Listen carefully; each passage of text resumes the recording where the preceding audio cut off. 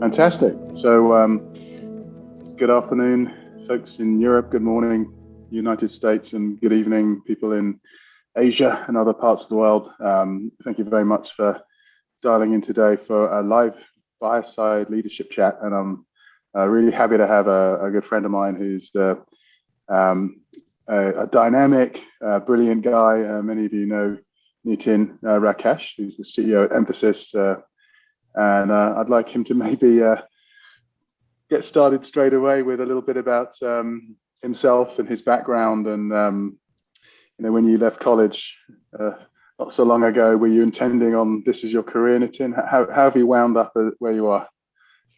Morning, Phil, and thank you for having me on this chat. It feels like it was at least a couple of generations ago that I came out of college, but I think time definitely has flown.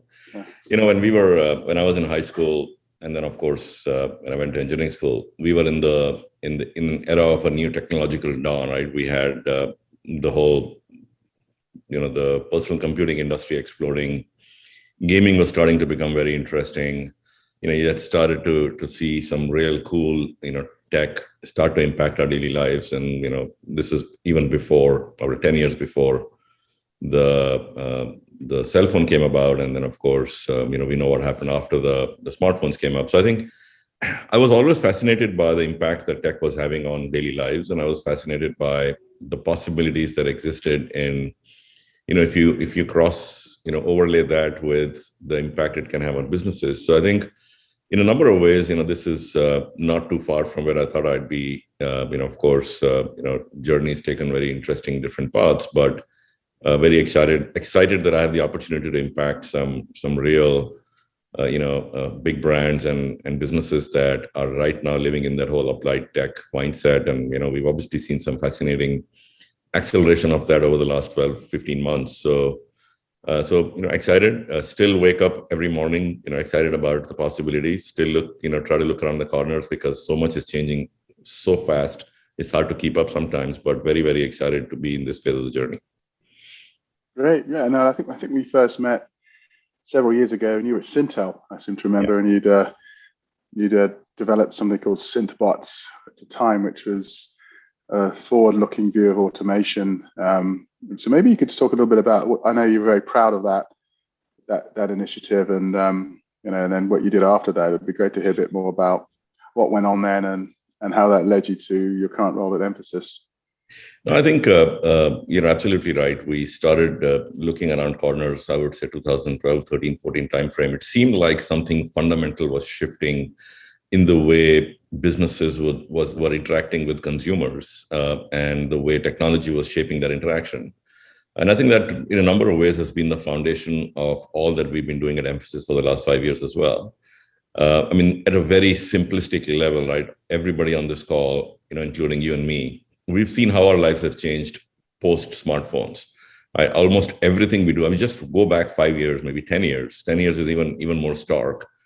Every transaction that you undertake, whether it is a personal interaction, whether it is a business transaction, your banking transaction, the way you pay your bills, almost everything is moved away from what it used to be to really on your smartphone or on your tablet or on your PC. So I think we started to see some of that come out, and I think it was also amply clear that businesses were not ready to make that big shift overnight. So I think the whole thinking about enterprise automation, recursive mindset, keep applying automation, business process by business process. And then at some point, that evolved into this fundamental rethink of what we now call front to back transformation, which is really all about how do you interact with consumers has to dramatically shift away from being too focused on back office controls and systems and large, complex, applications that sit in your back office that are very monolithic, that were built for a very different era, that were built for a very different mindset. So I think that kind of, in a way, that enterprise automation thinking, consumer interaction thinking led to the formation of these, transformation principles that we now call front to back. And also in a number of ways, the bets we made around where to invest emphasis dollars, in terms of building capability also came up from that whole thinking around customer centricity, customer-led disruption, ability to apply technology outside of the core, in a number of ways, reduce the tech debt, shrink the core, use data to drive personalization, N equals 1, Every business has to be in the business of one, which means every customer has to be unique.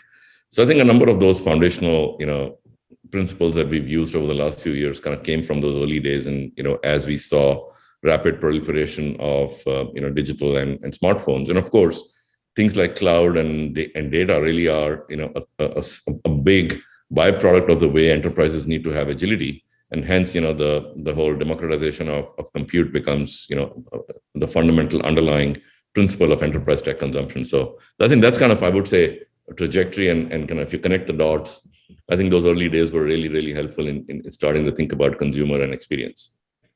Yeah. So who have been your biggest influences along the way, and why, and what are some of the perspectives that have shaped your career the most as you've gone on this journey?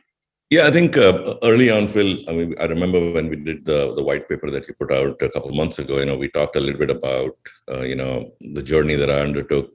I came from a family of doctors. So I had to kind of go against the grain and end up, with a fairly different career path and a career track. I think there are some things that influenced me early on. And then, of course, in the end, we're all a byproduct of all our experiences. But two things that came up, early in my career. One, I think I got really focused on something called purpose. What is the purpose for a business?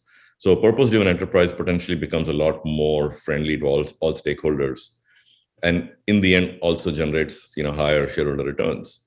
So I think for me, having interacted with people like John Bogle, the founder of Vanguard, create a purpose-driven investing enterprise, as well, one of the world's largest financial services company, but a not-for-profit. Of course, that's one complete end of the spectrum. But I think the common theme that if you look around and see how do you find ways to continuously challenge the status quo, have a little bit of an insurgent mindset, because that's the only way we can make rapid progress, and then find purpose in what you do, even as a business, not just as an individual. So I think to me, those have been important guiding principles, and I've continued to kind of live by them in every day that we try to do something. And I think if you go back and look at our emphasis journey over the last 4 or 5 years, early on, we actually got together and said, what should we be standing for, as a business? Because a business can't just be in existence for the purpose of making, revenues and profits. So I think so to me, that's the theme of, purpose-driven, management is very, very close to my heart. Nitin co-authored this book with Jerry Wind on transformation in times of crisis. And maybe Nitin, you wrote this fairly on during the pandemic, and maybe you could share a little bit of your thinking in what inspired you to write this book, and some of the thinking around a growth mindset that inspired you here. So absolutely, Phil. I think there's a very interesting backstory of the book. We launched the book finally, of course, at the end of last year, so end of 2020 and early 2021. But the book was actually conceptualized in 2018, and the thinking we had when Jerry and I got together, start thinking about putting something out there, was not very different from what we've seen go on in the last 12, 18 months, which is almost every business was under some form of a threat from this consumer-led disruption, a congruence of new technologies, digital experiences shaping customer loyalty. So in a number of ways, a lot of these trends were kind of coming together. And of course, we know the ever famous impact that Amazon has had on the business of retail, of course, media, Netflix. So in a number of ways, the thinking was, can we put together a list of kind of a handbook that enterprises, especially legacy enterprises who've been in business for 25, 30 years or longer, can they use a set of principles to really power their own transformation, or in a way disrupt their own businesses, but to thrive through this disruption? So we started writing the book in 18, 19 timeframe. We identified key mega trends. We wanted it to be a practical hand guide with a lot of examples. And then as we were at the fag end of that exercise, we all got into this COVID lockdown mode, and it was clear that the world was going through something very dramatic and profound. And it took us a couple of weeks to realize that everything we were talking about in the book was just getting rapidly accelerated. I think you call it the digital dog years. Yeah. So that was a big realization, that everything we were talking about just got super, accelerated. Whether it was e-commerce doubling penetration in US retail within 30 days, actually, of the COVID crisis, telemedicine, online learning. I mean, industry after industry was going through what one of my clients actually summarized as the future is here, and it came sooner than we thought. So we actually pivoted the book and said, well, how do you use this crisis as an accelerated transformation pivot? And we effectively, put the book out late fall, early winter last year, and formally launched it in December. And the book really talks about 8 principles that any business, or actually any leader, any individual can apply to really use this opportunity or a crisis as a transformation, accelerant. And simple things like shifting your mental models, right? That's a little bit about, if you don't realize that this is an opportunity as much as a crisis, you're not going to be able to actually make that shift in applying those changes. And I think growth mindset really is a foundational principle of that, because growth mindset talks, versus fixed mindset, it talks about having learnability, always looking for an opportunity to grow and learn. And I think we've applied that, of course, through the principle through the process of writing the book itself, because we were writing about something else. We saw an opportunity that gave us the chance to look at this crisis as a glass half full, and we put the book out there. So I think it's a practical handbook, lots of examples, 8 principles. Each principle, it has between 2 and 5 separate examples of companies that are doing something like that, right? Whether it is shifting mental models, or looking at customer and stakeholders, or using open talent and open innovation, experimentation mindset. So I think we had a point of view. We looked at how we could, what was the best way to put it out there, and the book was really an outcome of that. And I think for me personally, it was an example of growth mindset as well, because this isn't something that was natural to me, right? This is my first book. Of course, Jerry had written 20 books before, and he was very helpful and became my teacher and my guide in the process. But it was a fascinating experience, and I think the one thing I learned the most through writing this book was about myself, right? So it was actually a fascinating journey in self-discovery as well to write the book. So as a leader of a $1.5 billion company now, how has your perspective as a CEO changed, even in like the last 6 months? You can look at different stages in terms of how you go about your job, how you interact with your people, and that sort of thing. What do you think are the key things that have changed for you? And absolutely, Phil. I think I've been a public company CEO for 7 years. I had a couple other CEO roles before that, but the last 15 months have been like none others. And I think there's some new muscle that we've all had to build. I always felt that leadership is a contact sport. So you have to be out there meeting clients, meeting employees, meeting your own teams, meeting people from the market. Of course, that's how you and I met and became friends. But 15 months ago, all of that shifted pretty dramatically. And I think in hindsight, if I tell you 2 things that I had to really double down on or build on and realize, firstly, to realize it, right? First was, I think the authenticity as a leader, you have to find ways to display that. And there is no other way to lead through a crisis. You have to be authentic, right? If you don't know the answer to something, you say, I don't know the answer, let's find the answer together. Because people expect you to know everything because you're the leader.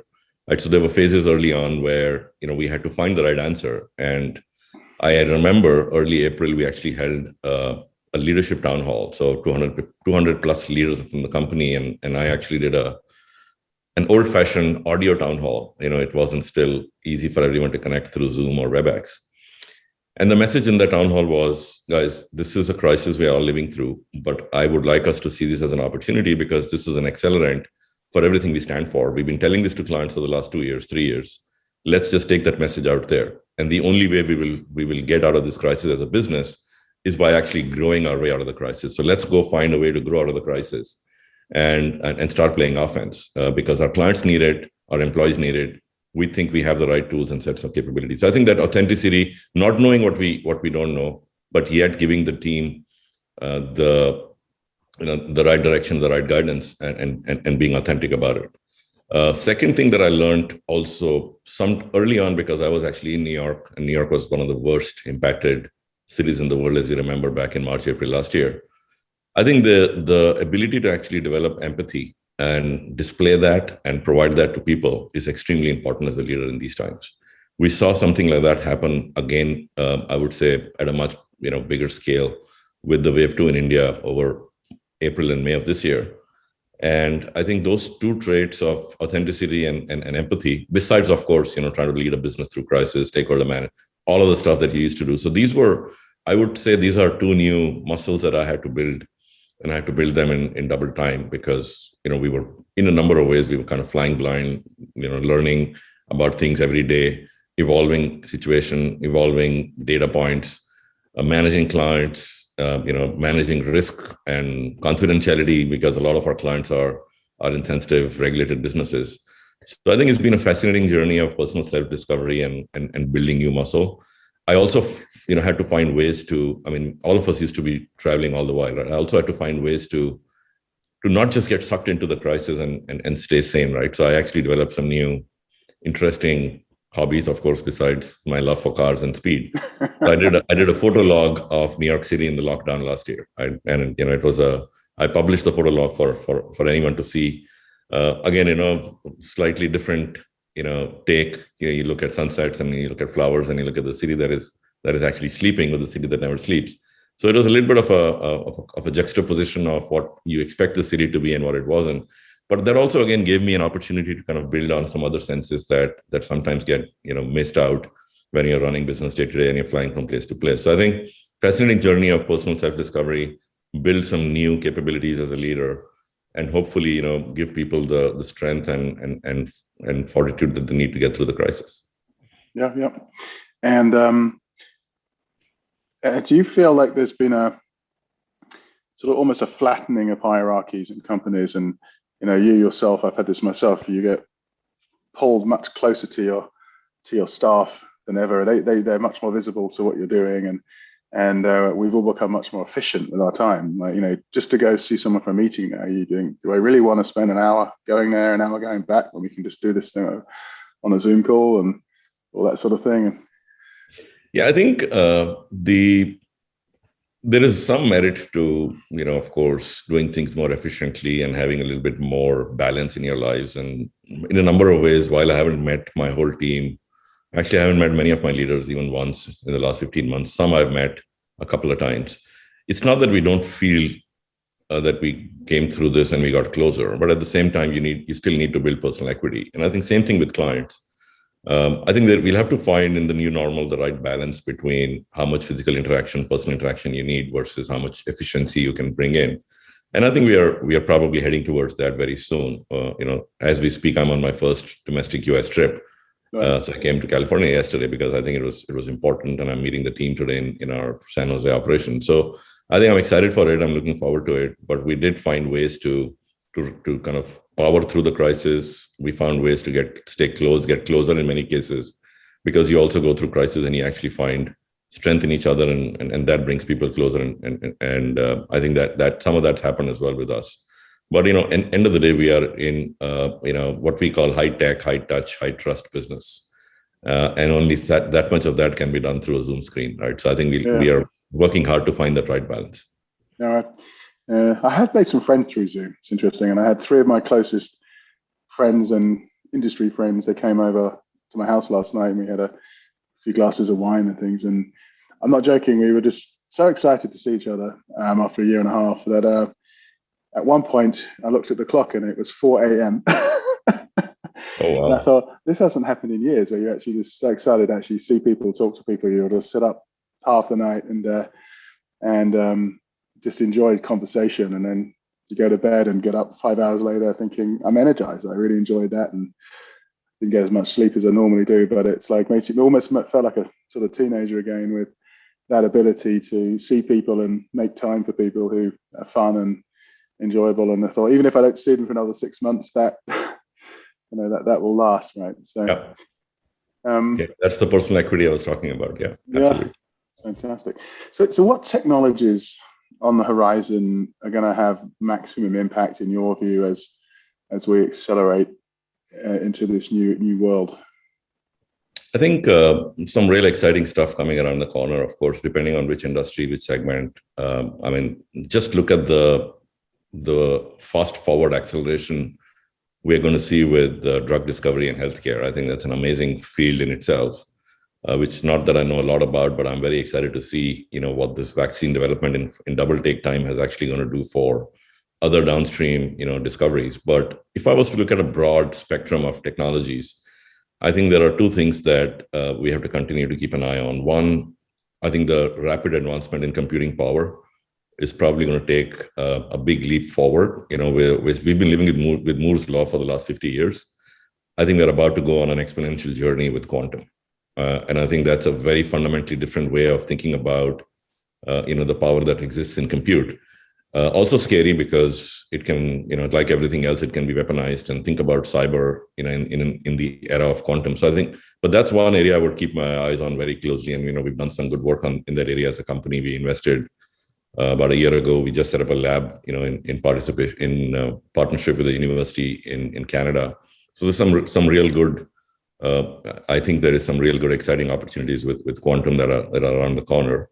Second, I think just the impact of the way we think of assisted, augmented, automation, AI, whatever you want to call it.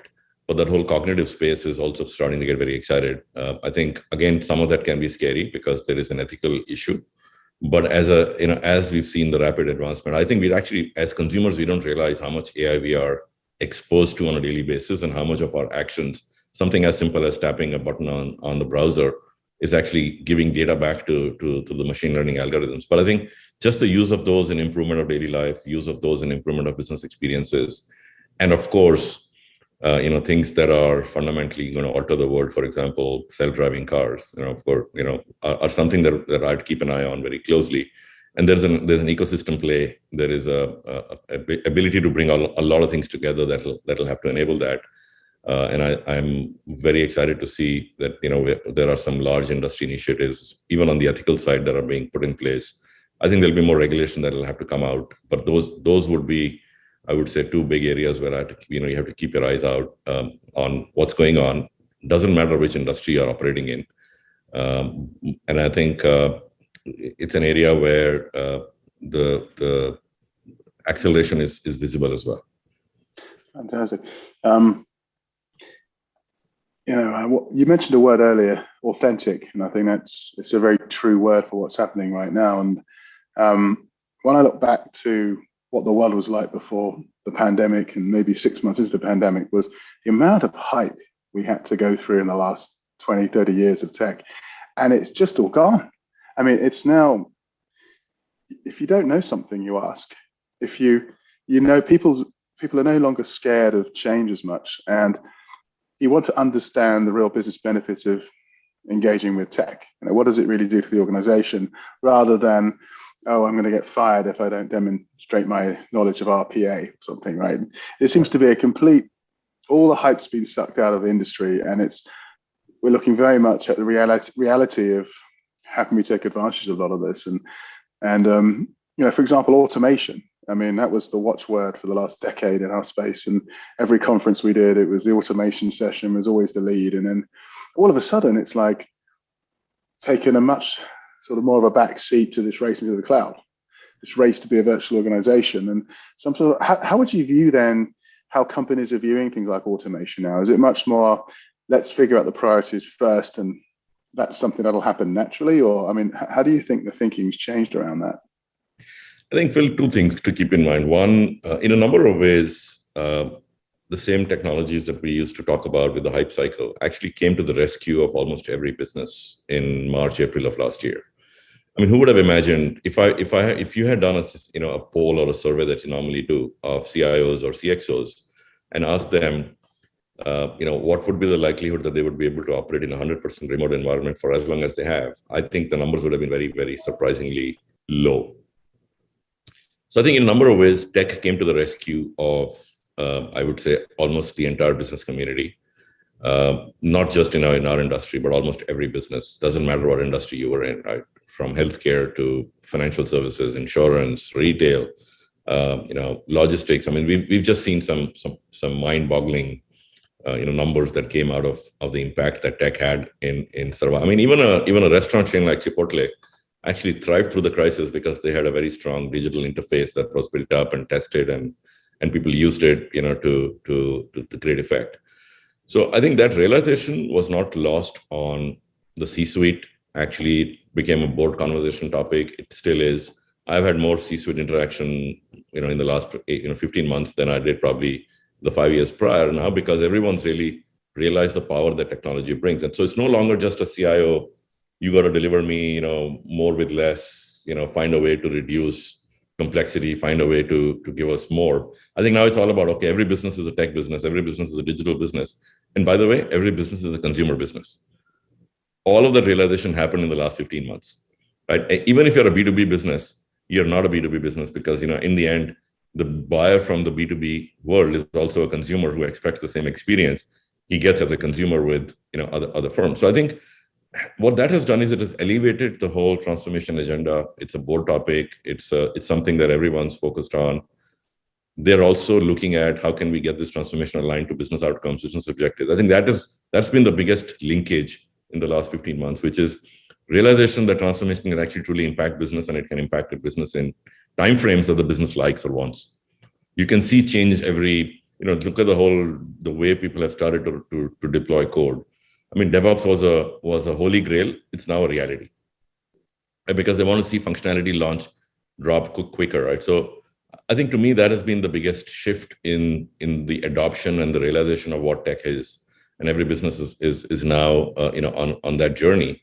And that gives us an opportunity to actually be that much more meaningfully impactful to almost every business and every operation. From an automation standpoint, it becomes another enabling technology that actually will be, almost every customer journey, every, experience, every data set, all of that has to be native, not just automation, but actually AI.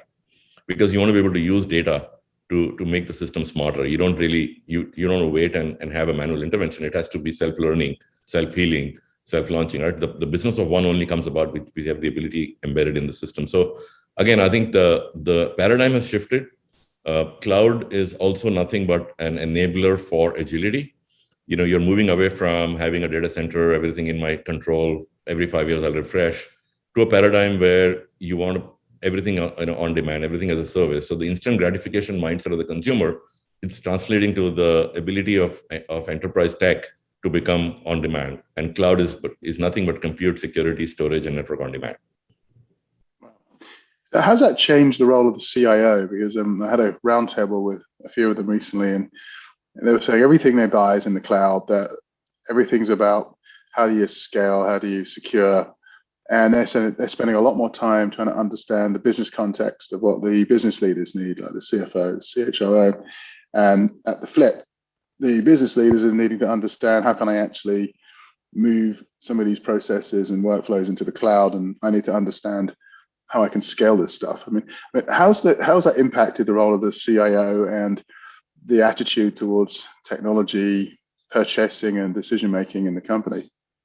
I think the CIO role has probably gotten moved a little bit in the direction of the CTO, traditional CTO thinking, which is I need to have the right design and the right reference architecture and the right ability to consume multiple different technology, whether it's a service or a software or an asset.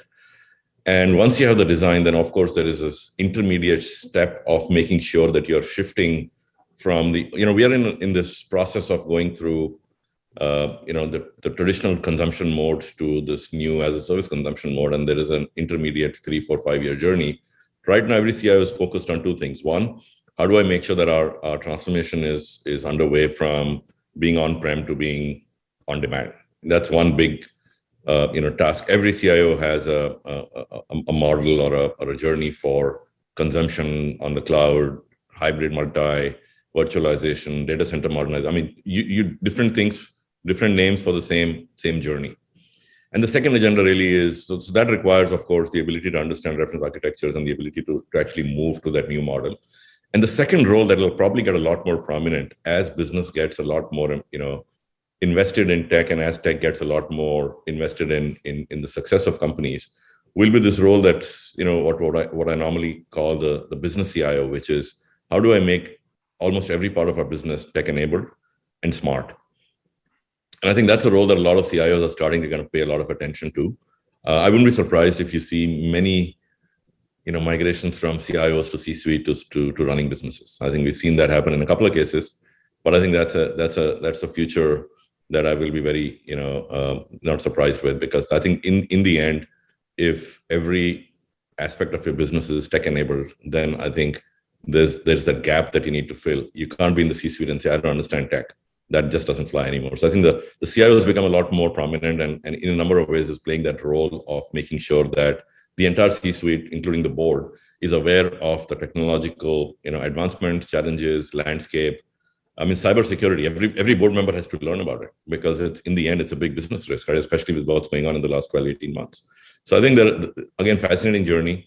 Again, in hindsight, I think you mentioned in your paper, in hindsight, I look very smart for having bet on computerization of the world or digitalization of the world. But I think, it is something that we are still, I would say, in an early, if you think of this as a baseball game, I think we're still in the second, third innings right now. We have a long journey ahead.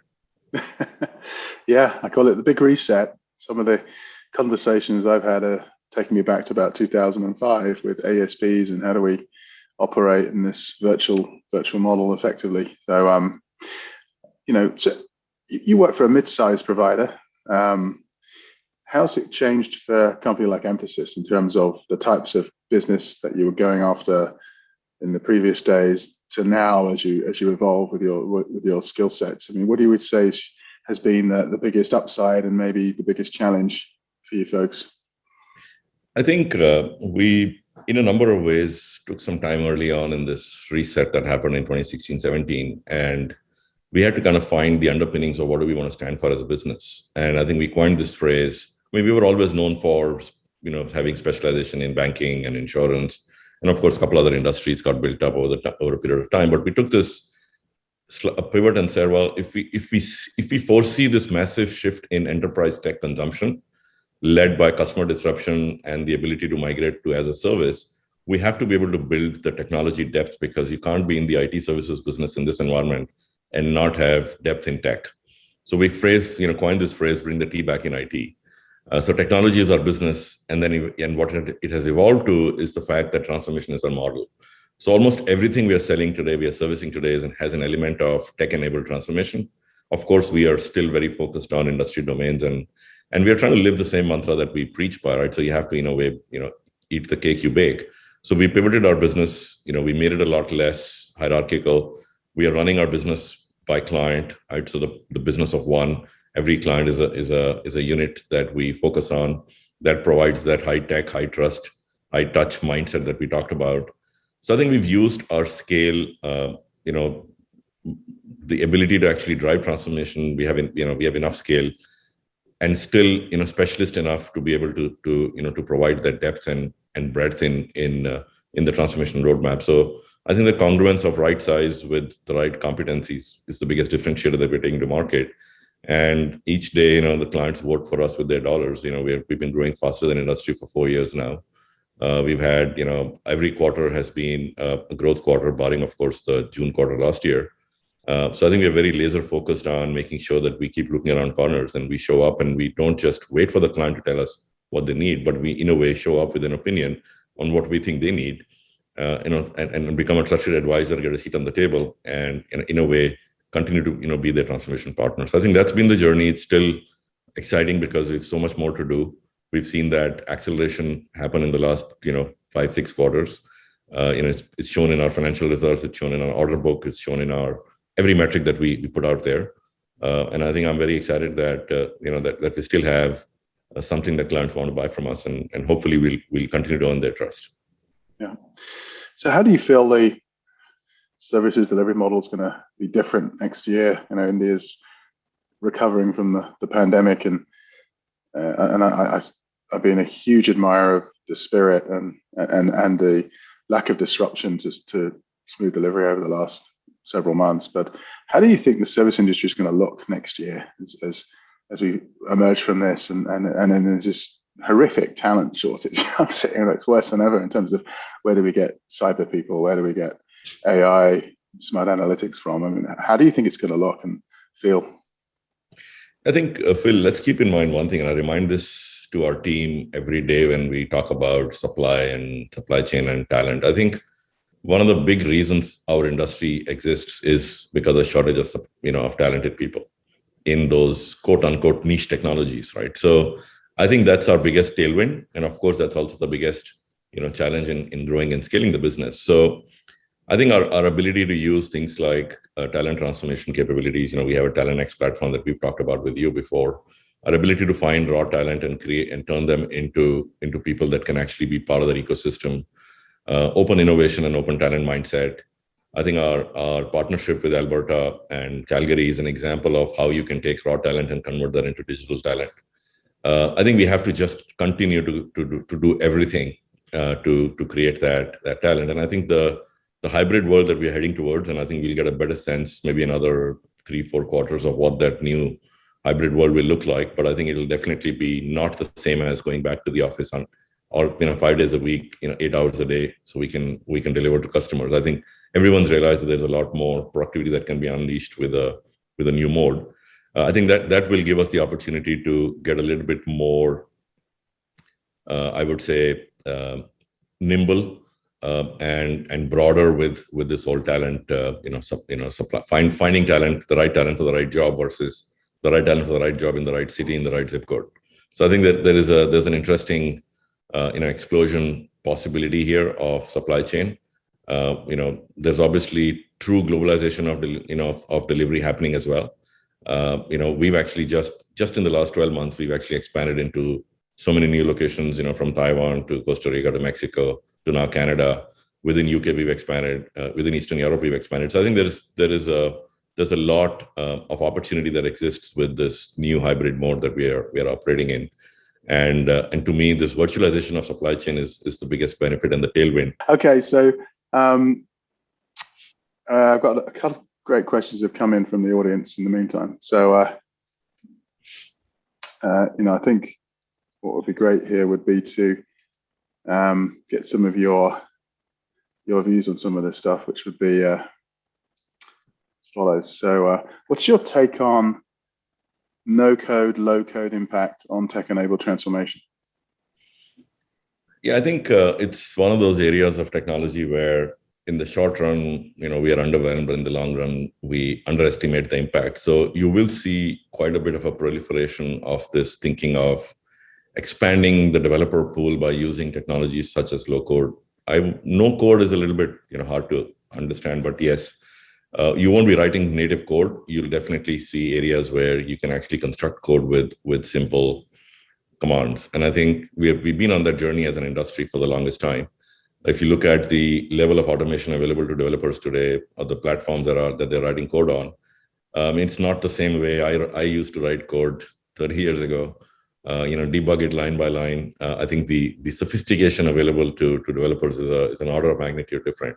So I think that is the right journey. We've seen that happen, especially in areas where you need business process automation or application of enterprise automation. You'll definitely see a big impact of low code, no code.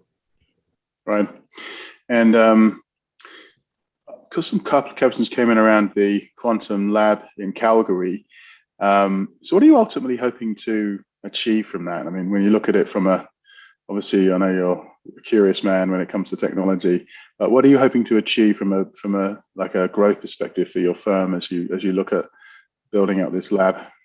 I think the lab's already been built out. Actually, we set up the lab in fall last year. Started with our next labs. We have a skunk work group that does a lot of this new tech work. We saw enough opportunity with early success, both in terms of the feedback we received from our clients. The whole, we had a strong partnership with a company like D-Wave, the simulators. We were able to actually, create some IP assets and some designs that found some quick uptake with customers. And we realized that we should invest and forward lean on that area, because it's something that will effectively again get accelerated very rapidly. We are working on 4 live implementations of quantum in business situations, mostly around optimization, whether it's portfolio or network. Some on the pharma side for things like demand forecasting and drug discovery. And I think the partnership with the university is really a step forward in actually getting a lot more academic and brain power to help enable the development of these use cases. So I think that's the very simple intent. If we can overlay that and double take that with the initiatives that city of Calgary is undertaking in building a quantum city, I think that will be a really great use case for us to be able to take back to every other customer. So I think this is a huge, initiative in leaning forward on the overall tech space in that area, and finding, a set of use cases that not only develop our own competencies, but also we can take back to our clients and double take time and stay ahead of competition. Wow, stuff. I've also got questions around cybercrime and ransomware. We've seen a market pickup in that in recent times. Do you see this continuing to accelerate? Do you have any insights on how enterprises need to tackle this more aggressively? Yeah, I think there are only two types of companies when it comes to cyber: ones who get hacked and ones who know who got hacked. So I think the question is, how robust are your defense systems and your practices? And I think there's a whole area of identity and access management that we've built a lot of capability in. We see that as a growth area, but it's also an area where you will never ever be 100% adequate. It'll always be the question is, can you find the areas of residual risk and manage those? And I think that's why the whole quantum initiative will hopefully power us forward there as well, because you can start using quantum encryption. But then, of course, the same technology is available on the other side to people who want to create the disruption. So who stays ahead this is kind of a race against time right now. Well, interesting, isn't it? Was it that pipeline in the US that got hacked a few months ago? That was incredible. They only asked for $5 million. It's like they must have been paid up so fast. Again, I don't know if you read, but New York City announced the setup of a cyber kind of a command control system. They're setting up they're putting a lot of money in actually building up the capability to deal with cyber terrorism. So just like we had the conventional anti-terrorism units, you'll see a lot of investment going in by all governments in this issue. So I think this is a hot topic. Every enterprise, every service provider, governments, ecosystem, cloud providers, all of them will actually have to play a role in making the world a safer place, just like we did for the conventional side of the house. Yeah. It's interesting how much Biden's been fairly vocal about this as well, going to the Russians saying, we got better hackers than you. Attitude. Okay, so here's one. So you're on a desert island, Nitin. You got one book to read. You've got one song you can listen to, and one movie to watch. That's a tough one. All three are very tough. Well, I'm still on the books to read. I think it'll be probably a combination of maybe good to great genre combined with give and take, because I think those are two different skills and muscles that one needs to build, especially in business. And the give and take is kind of a little bit more, borders on psychology and personal development as well. So I think those would be my two takes. Songs to listen, I'd probably go back to the 80s genre, right? A lot of Dire Straits, some Bob Dylan, some a lot of Eagles. So I'm still, my playlist is still from the 80s, 90s. Of course, I like a lot of the new songs as well, but I would still call those my classics. Driving with the top down and listening to Eagles is still my favorite. So that would be on the music side. And the movies to watch, I'd probably watch, I would say Top Gun. My need for speed. I have to feed that beast. I don't think I've ever watched it. I never confessed that one. Anyway, I'll make a note of that one. At least you didn't say the Bible. Thank you. So the last two people I've asked that question to, they'd read the Bible. So read into that what you may. So fantastic. I think it's been a really wonderful hour. We've been talking. Obviously, we'll share with everybody the details of the book that you've written, Transformation Times of Crisis, which is a good read. It finally winged its way to me through a pandemic across the Atlantic, and I have my own copy.